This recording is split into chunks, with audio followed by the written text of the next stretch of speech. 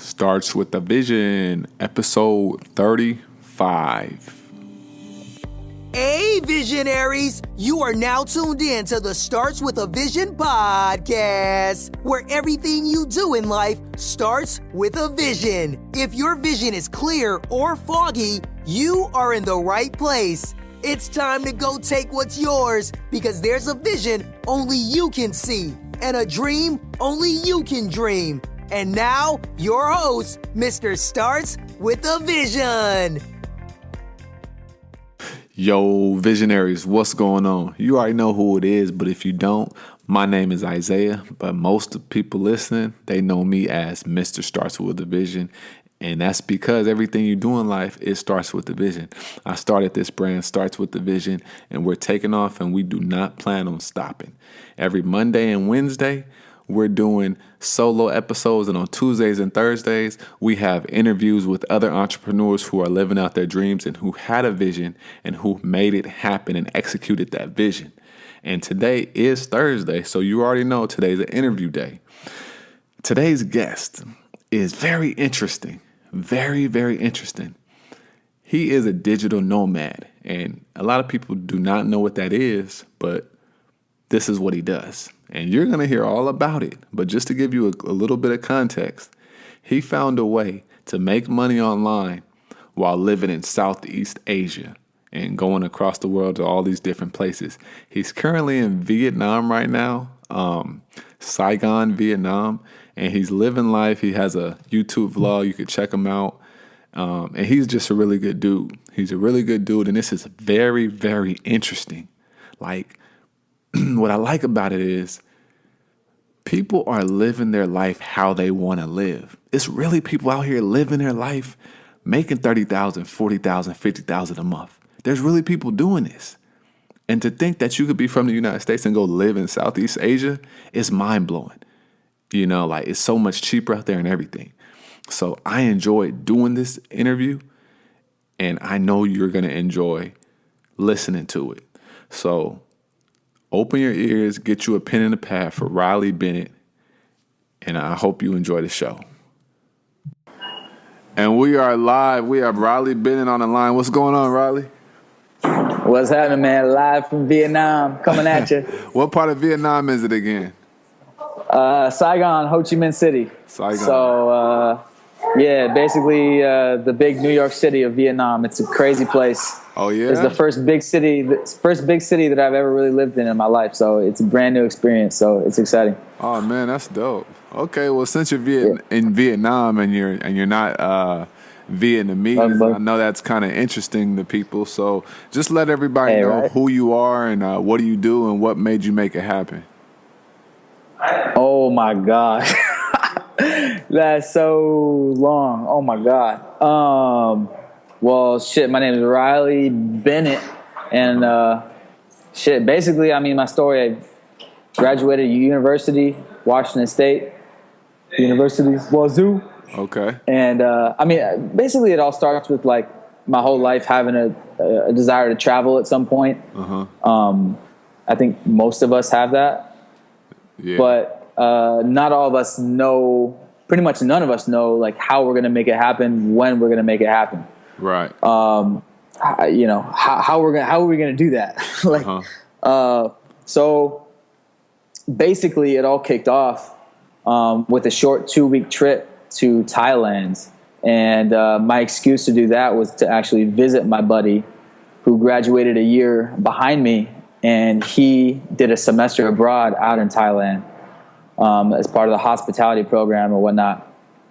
And me and my other buddy back home, we already finished school. We're like, man, we finished school. We're just trying to travel. So we visited him for 2 weeks out in Bangkok. We hit Hong Kong as well. It was just 2 weeks, though. TOOWEAK, as they say, as Tim Ferris says, in the 4-hour work week. And I also have to say that as well is I had been a follower of like Tim Ferris in the 4-hour work week. I'm not exactly when, but I think I found his blog or a YouTube video, and it really clicked with me. Right. everything he was saying. So I followed the 4-Hour Workweek blog and the travel, basically like really wanting to travel. So I got excited about that. And when my buddy, who was on the study abroad in Thailand, we both got back, and we were both like, he was there for 2 months, I was there for 2 weeks, but we were both like, dude, that was so sick. Both first time for both of us in Asia, really out of the country. Right. And we're like, man, let's just go back and get a job there. So what we did is we moved into a 1-bedroom apartment together. It was $1,000 a month rent. We split that. I slept on the couch for a year, and we actually put it on the whiteboard, like one of these things right here. They got one in this hotel, like one of these big whiteboard thingies. Right. But they were Post-its, and we stuck them on the wall. And it was like, get back to Thailand. And we like made lists of like, how are we going to do it? Are we going to teach English? Are we going to get a job at a five-star hotel? It's in the lobby, not staying here. I live in cheap 1-star hotels out here, by the way. Okay. And we just started researching, and it actually, we found out about this digital nomad scene through YouTube. It happened to be. So a crucial moment that I write about in a blog post like 2 years ago is how not signing up for cable TV changed our lives. Because what we did instead is we hooked up the Apple TV to the big screen, and we're streaming YouTube videos, and all of a sudden, we're typing in Thailand, right. Work Thailand, blah, blah, blah. And we found one dude in particular, Johnny FD, who I was just on my podcast. Right. He's kind of the digital nomad ambassador out there in Thailand. And we started following him, for 6 months to a year or something. And we're like, okay, this working online thing, there's a bunch of dudes out there in Thailand doing it. And Johnny and this other dude, Anton, who's another drop shipper, I know online he's really seller, big, right? Yeah, Anton, he's got his course, so he's crushing it. And he's got, big niche shopping, online shopping empire, basically. Okay. Medium-sized empire. And so what they both did is they put on a meetup in Chiang Mai, Thailand, which is the digital nomad capital of the world, because there's so many freelancers and stuff out there, because it's a bunch of things, beautiful, cheap, all that stuff, and tons of entrepreneurs to network out there. It's kind of like the outsourced Silicon Valley or San Fran or something like that. Wow, like that. Yeah. Okay. Like, and actually Tim Ferris wrote about it back in 2007. Wow. In the 4-Hour Work Week, about Chiang Mai and Bangkok, about how they're like very modern and developed places that you can live as an alternative to like San Francisco or something like that. But you can still have like the great Wi-Fi, the friendly people, but you can save, 4 times the living expenses. Right. So anyways, the crucial thing that made it happen to me, because that was your question, why am I here 18 or 21 months later, is because Johnny and Anton put on a conference for all the members of their course. And at the time, it was like a $400 course, learn how to make a website and sell shit online, right? So, of course, I did that because we were like, all right, yep, let's do this shit. Sounds way better than teaching English, right? Absolutely. So, yeah, so we were like, all right, that sounds like a better option. We were like, let's shoot for the ideal thing. So we saved up all of 2014, just working our shitty jobs. I was knocking doors. Parker was working for UPS in the freaking in hotel front desk, like this guy right here. And we used that excuse of their retreat in October 2014. We used that excuse to say, peace out job, peace out homies, family. And we put that on our calendars, and we flew out October 2014 with maybe about 10 grand saved up each. And we invested it. We ended up investing it into our Amazon business, and we're still here. Okay, man, that's dope. Okay, so take us through what happened after getting there, kind of, getting adjusted to Thailand and everything like that. And I know you're in Vietnam now, so, when did you move to Vietnam, and what type of growing pains were there? Because I know, America is still America, even though there are cheaper places to live. But, what are some things that you had to battle and kind of go through to grow? Well,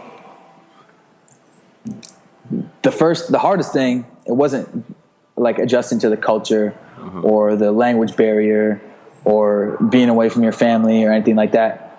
We had already been through the culture shock because we did the short trip the year before.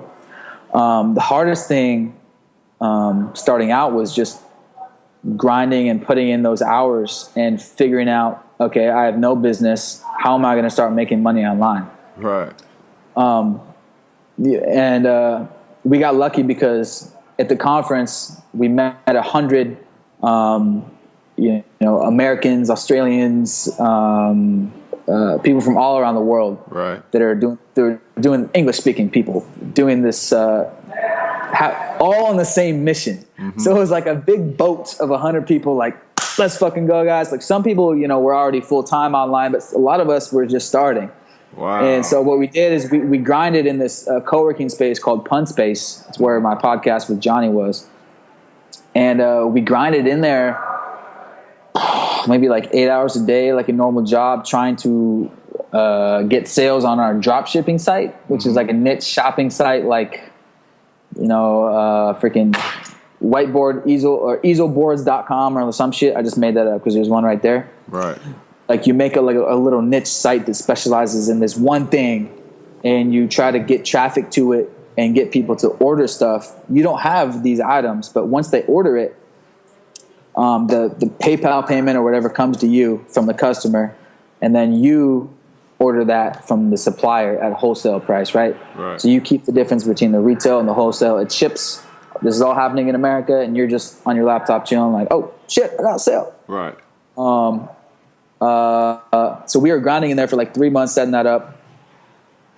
The common thing that went wrong with a lot of drop shippers starting up from scratch is that our only way of getting traffic was buying Google shopping ads or Google PLA, product listing ads. And we didn't have any like tricky social media, content driven, cheaper traffic. Right. So, when I say like probably a group of like maybe 6 or 12 of us, guys that stayed after the retreat trying to start dropshipping websites from scratch, we all had that same problem is like spending like 30 or 40 bucks a day ended up being like, that's like 900 to 1,500 bucks a month just on marketing, driving traffic. And, we're trying to make like a small store. So $1,000 profit a month, that's like enough to live out there. So everyone else ended up after like 4 to 6 months, kind of like breaking even every month. And we're just like, And the story is one of our friends, he had saved up like a good amount of money, like closer to 50 grand. Okay. From his job. He had a great sales job, and he's my age, actually a couple years younger than me. I'm 26 now. Okay. And he went straight into Amazon because somebody at this conference actually he was an Amazon guy. He'd been doing it for a few years, and he gave this whole talk about the Amazon method, how it works, blah, blah, blah. But at the end of the day, it takes an upfront a pretty big investment in your inventory, because with the Amazon thing, you buy all your inventory up front and you send that to Amazon in America, and Amazon holds it, right? Amazon Prime. So you got to buy and then sell. Okay. But this kid had tons of money, right? And most of us didn't. So most of us were like, all right, yeah, we can start with drop shipping. It doesn't take a huge investment. We'll get some profit from that. We'll save that up and then buy our own brand, that's the goal. Really, you want your own brand, right? In anything. Right. So long story short, like 6 months later after the retreat, he's making all the money and none of the drop shippers are. So we were like, fuck it. We took the $2,000 that we had left, and we said, fuck it. Like it's not as much as we would like to invest in our first order, but we just did it as a test order, and the test order of 200 units sold out pretty quick. And so what we had to do is we had to go out and get a loan for 1,000 units, which was like 10 or 15 grand from friends and family. And we like had our whole presentation, you know, like projections, like how, like the market research on Amazon, and like we need to buy more, but we don't have the cash flow because we need this profit that we just made to stay out here. Right. And eventually we found someone that trusted us to give us that inventory loan. Because, hey, if you're going to start any type of store that's going to be successful, usually you need a loan to start it up, to buy your product, whatever, to research it, develop it. And we ended up buying 1,000 units, and that 1,000 units, every month we keep using that profit to buy 1,000 more. And now we actually have 2 products that we bought in actually our first product we've bought in like maybe 5,000 so far. So like 5 re-up orders of 1,000. So that product is doing really well. It sells for $39.99 on Amazon, and that's actually paying for me and Parker's income. He's the guy who I lived with and who studied abroad out here.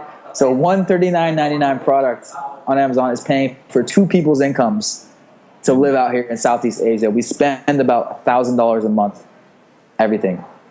Wow. And it's been 18 months. And you've been doing that the whole time? The whole time, just Amazon. After you kind of settled down from the whole dropshipping thing, you started Amazon, and you've been doing that the whole time? Yep, we're doing that the whole time. Let's see, our first product launched like March 2015. That was our first test order, and then it sold out within a month.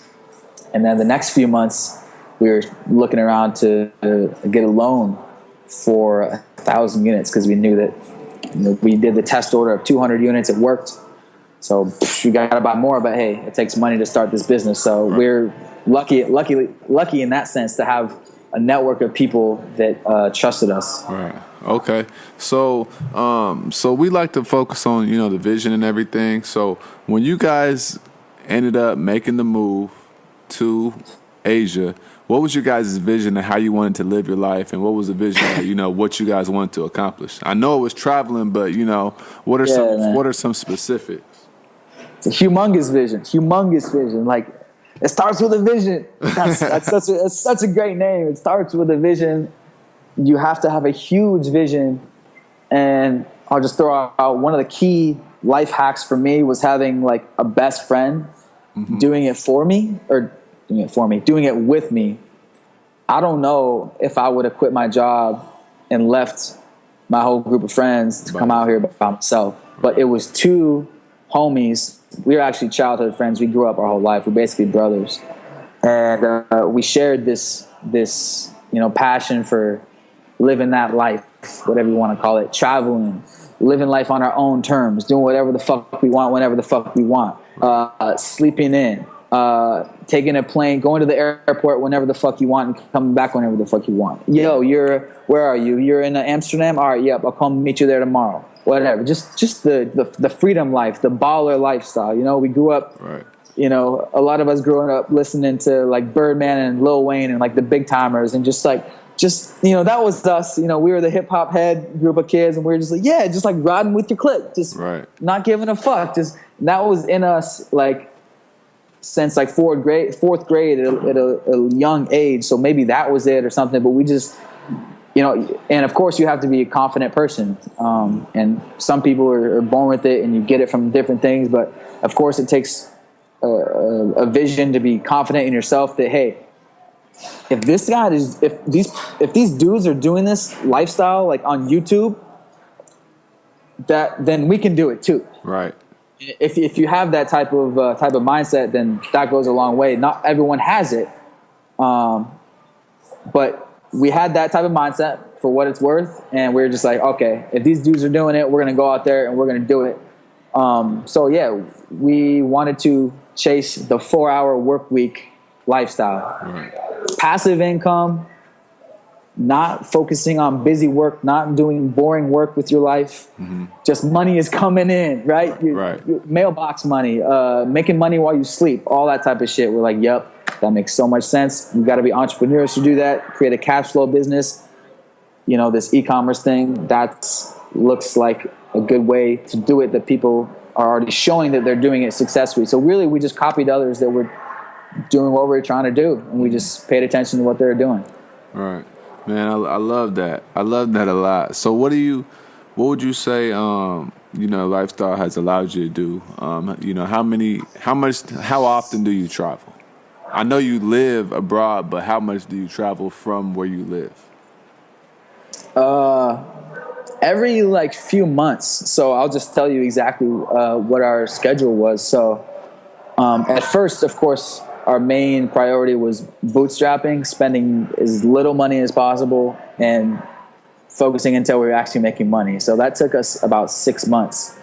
Actually, let's say 9 months. So what we did 9 months in Chiang Mai, Thailand. That's the #1 digital nomad capital of the world for people that don't know. And then we came home to visit family, I guess, last summer. We came home for 3 months. And then we went here for 4 months. So that's 2 places. And then we went to the Philippines. Last year we actually went to Cambodia in the middle of the Chiang Mai thing. We went to Cambodia for a month. Came to Vietnam 4 months, then Philippines for 2 months, then back here for back here for a month, and then we went to Chiang Mai for a month, just like a month ago, and then we came back here for a month. Right. I guess that was a month ago. And so every few months we move. We're not like totally jet setting every week or anything like that. Right. And that's what I think, you know, some people probably think, and which is why I wanted to kind of clarify that. You know, you kind of set up shop for a few months, you focus there, you know, you live life out there, and then you kind of just choose a new location. Yeah, absolutely. And it's been between here and Thailand, because those are kind of known as like the starting out digital nomad places, you know, for many reasons that listeners can look up themselves, but it's just super, super friendly, super accommodating, super affordable, and lots of other like-minded entrepreneurs like you that are out here. Right. And there's these co-working spaces, like so many, like you can meet digital nomads and network, and it's chill. Right. Okay. So what would you say was the biggest benefit for quitting your job and, you know, leaving the U.S.? What was like the biggest thing that came out of that, you know, besides, you know, being able to make money online and live, but, you know, like mentally or whatever, you know, what revelation did you have while you were gone? It's a big thing. Like right when we got there to the conference, like it was a big mind opener when we're actually like eating lunch with these people who have already been full-time online doing the digital nomad thing for like a couple years. Some of them even like 8 years. Right. Like a long time. So it's one thing like seeing them online and seeing their blogs, maybe sending a few messages here and there. But it's another thing when you're like eating lunch with them, talking with them, going out with them, and they're just like, they just talk about traveling just so nonchalant. Like, I was in Colombia, do all this, boom, then we go to Bali. Then, you know, I've just been doing this lifestyle, and it's, you know, I've been doing it for, you know, 4 years. I got my business, you know, I bring my laptop. So it was just like, okay, these guys, like, we're living with these guys. So, I mean, it's just a huge mind opener. And then, of course, after it became real, after we started getting passive income, we're just like, okay, this is the coolest thing ever, right? Right. You know, we don't, like, if we decide to randomly go out one night, don't do anything the next day because you're hungover, sleep in, you still make money. Right. So that's the cool thing. And just realizing that, like, meeting people that are like 10 steps ahead of you, like they're making 10K per month or 20K per month or whatever, just realizing it's a huge benefit to realize that this is like a great career choice as well, like the internet marketing game, because there's so many things you can do, and the internet is only growing. We're still really at the beginning of e-commerce and the internet, so it's just like, all right, there's so much ahead of us that we can accomplish. Like, we're at this little game. Like, we got a really small business, but you meet these other people that are just crushing it, right, and making way past an American, average income. So we're just like, all right, the sky's the limit. Right. And where are you from? Are you from Washington as well? Yeah, from Seattle. From Seattle, Bellevue, Washington. Suburbs. Oh, Bellevue, you said? Yeah. Okay. And so, you've been doing this for almost 2 years now. And what is your vision moving forward in the near future, in the long-term future? Do you kind of want to do this for a few more years and kind of go live in America and start a family? Or what type of vision do you have moving forward? My vision. What is my vision? Man, the foreseeable vision is traveling for at least, let me just say, another 4 years. I don't know, at least another 4 years. I mean, I'm not going to say, let's just say that, because that's the foreseeable future anyways, right? But I mean, I don't really see myself after you're kind of doing it for a while. Like, you don't, like, I ask all my friends around here that have been doing it, it's like, they all say the same thing. Like, why would you go back to like a sedentary lifestyle? Like, once you've been doing this, right. Like, so I don't really see going back and living in America for too long. Like, I definitely, maybe for like half the year or something like that. Like, that could be cool. Right. As far as starting a family, I consider myself way too young to even be considering that. I really consider myself like just a very beginner traveler, because once you get out here, you meet these guys and girls, and a lot of times couples, either boyfriend, girlfriend, or even married couples. Like, they've been traveling for 5, 6, 7, 8 years. Right. And they're just happy as can be, of course. Right. So I see myself continuing to travel. I mean, I think we all have this desire to travel the world. Like, yeah, I think a lot of people too. Yeah, so I'm not even really traveling the world right now. I'm just like bouncing back between Thailand and Vietnam, trying to really just keep building my business right now until I have a good amount of income to start living in Europe and any really Japan, like other expensive places. But like right now, like these first couple years, even for the next year, like, we're not even going to be hardcore traveling yet, because we know we have a lot of time in our life to travel the world. We'll have a lot of time to do that. So right now we just want to keep it relatively simple and relatively as cheap as possible, and just focus on scaling our Amazon business, like every 6 months launching a new product so we can double, triple, quadruple up. Right. And so we can afford to travel more, maybe live in a nicer hotel, maybe live in a 3-star hotel instead of 1 or 2-star, just like the little things. But yeah, definitely traveling the world, continuing to document, to film, continue to do, use my YouTube channel as an excuse to go do crazy, cool stuff and go on adventures. Yeah. Okay. And man, I like that. So what would you recommend to someone who says, hey, I think I want to do this? What would be like your advice to this?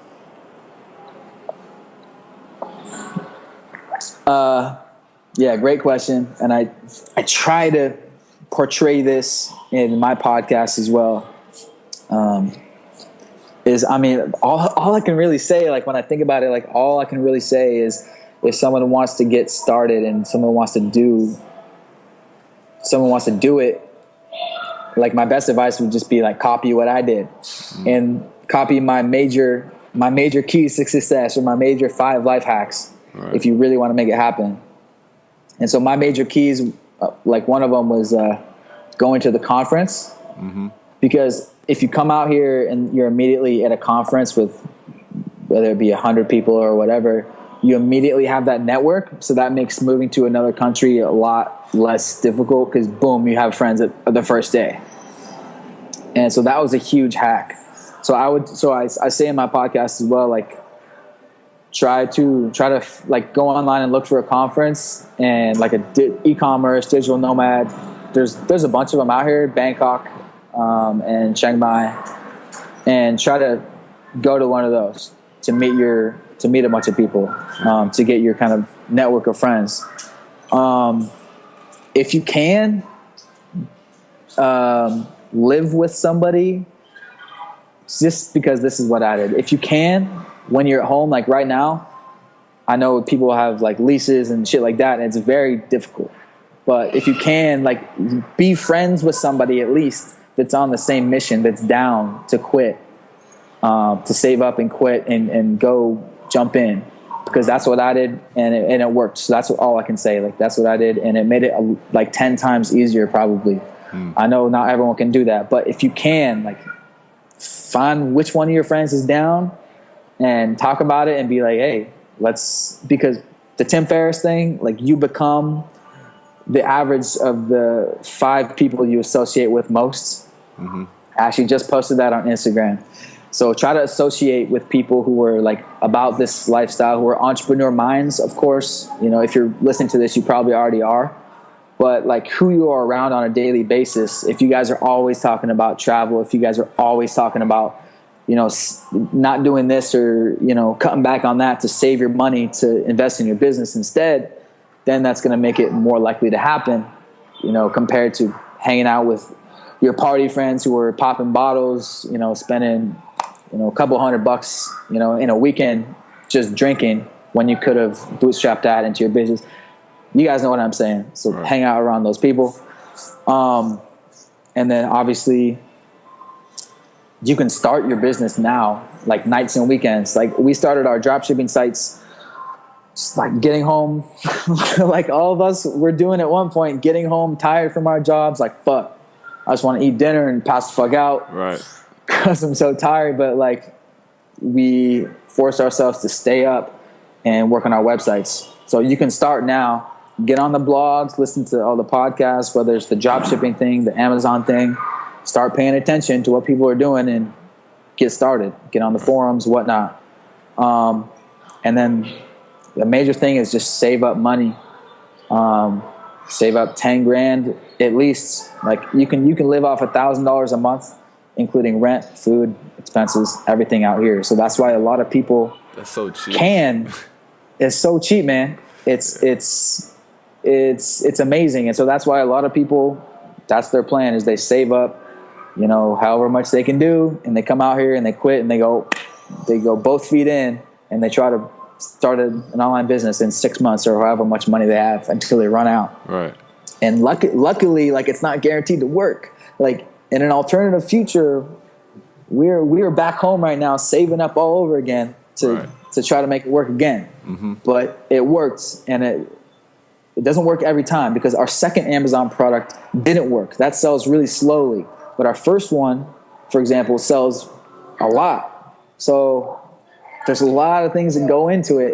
It's obviously, there's no guaranteed magical success way to make money online. But of course, if you never start, you will never succeed. Right.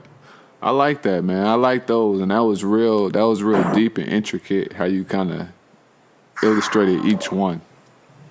But before we wrap up, just have 2 other questions. We always do a quote of the day and a book recommendation of the day. So what would be, you know, a quote that's kind of, you know, impacted you lately, or one of your favorite quotes? And also, what's your book recommendation, even though I think I know which one you're going to say?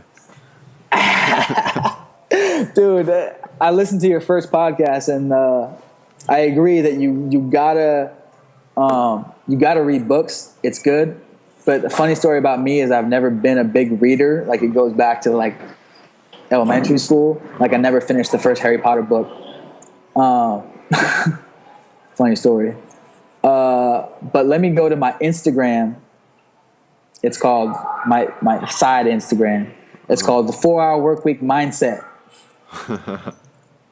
Okay. And let me just read a couple. So I'm so into the 4-Hour Workweek that I created an Instagram on the side of my Instagram called the 4-Hour Workweek mindset, and it's all quotes from the book, The 4 Hour Work Week. Oh, okay. Okay. Okay, so let me go. So, I mean, I already said one of them is like, you are the average of the 5 people that you associate with most. And that couldn't be truer, especially when it comes to changing your whole career, like in our case, and doing something, quote unquote, crazy, quitting your job to move to the other side of the world. But it's not crazy once you get out here. The funny thing about being out here is like, when we moved to Chiang Mai, like it was weird if you were like an expat. It was weird if you were a white dude in Chiang Mai and you didn't have an online business. You know what I'm saying? Like if we're like at a meetup, like a dinner or something, and it's like, oh yeah, what's your online business? If you're like, oh, I don't have no, like that was weird, you know? So it's like opposite out here. Everyone is so about it. Yeah. So let's see. Oh man. Okay. Here's one. Your dream job does not exist. You must create it. Boom. I like that one a lot. Hey, we all know that. Here's another one. Let's see. Another one from the 4 Hour Work Week. It's just screw goals. What excites you?